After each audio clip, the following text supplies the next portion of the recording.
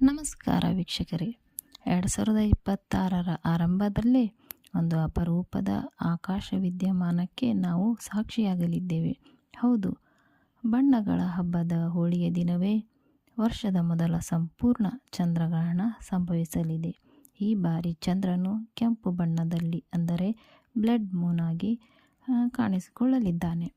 ಈ ಗ್ರಹಣದ ಸಮಯ ಭಾರತದಲ್ಲಿ ಇದು ಕಾಣಿಸುತ್ತದೆ ಮತ್ತು ಹೋಳಿ ಆಚರಣೆಯ ಮೇಲೆ ಇದರ ಪರಿಣಾಮಗಳೇನು, ಈ ಎಲ್ಲ ಮಾಹಿತಿಗಳನ್ನು ಈ ವಿಡಿಯೋದಲ್ಲಿ ಕೊನೆಯವರೆಗೂ ನೋಡಿ.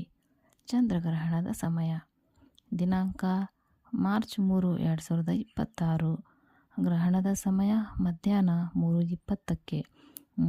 ಪೂರ್ಣಗ್ರಹಣದ ಸಮಯ ಸಂಜೆ 6:33ರಿಂದ 6:40ಕ್ಕೆ. ಗ್ರಹಣದ ಮುಕ್ತಾಯದ ಸಮಯ 6:47ಕ್ಕೆ.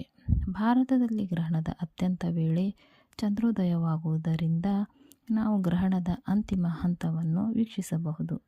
ಹೋಳಿ ಹಬ್ಬದ ಮತ್ತು ಗ್ರಹಣ ಇದು 2026ರಲ್ಲಿ ಹೋಳಿ ಹಬ್ಬ ಮಾರ್ಚ್ 3ರಂದು ಮತ್ತು 4ರವರೆಗೆ ಆಚರಿಸಲಾಗುತ್ತದೆ.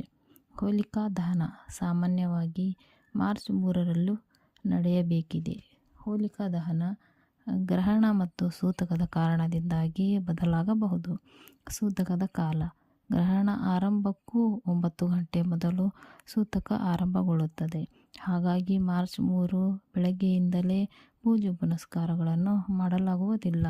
ಅನೇಕ ಪ್ರದೇಶಗಳಲ್ಲಿ ಮಾರ್ಚ್ 2 ರಾತ್ರಿಯೇ ಹೋಲಿಕಾ ದಹನ ನಡೆಸಲು ಅಥವಾ ಮಾರ್ಚ್ 3ರ ಗ್ರಹಣ ಮುಗಿದ ನಂತರ ರಾತ್ರಿ 7 ಗಂಟೆಯ ಬಳಿಕ ಆಚರಿಸಲು ನಿರ್ಧರಿಸಲಾಗಿದೆ.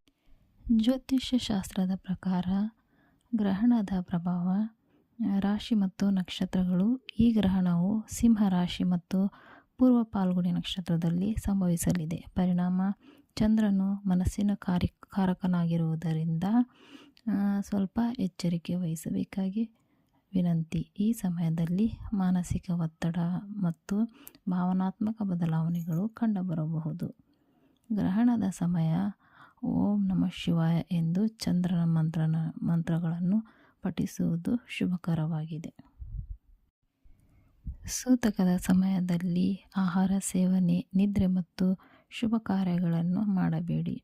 ಗರ್ಭಿಣಿಯರು ಗ್ರಹಣದ ಸಮಯದಲ್ಲಿ ಮನೆಯಿಂದ ಹೊರಗೆ ಹೋಗಬಾರದು.